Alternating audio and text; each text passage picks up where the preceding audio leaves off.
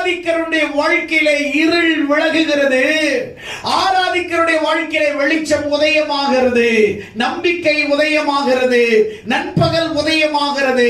தேவனுடைய மகத்துவத்தை பார்ப்பதற்காக தாவீது அதிகாலையிலே துதிக்கிறார். அதிகாலையிலே இருள் விலகுகிறது.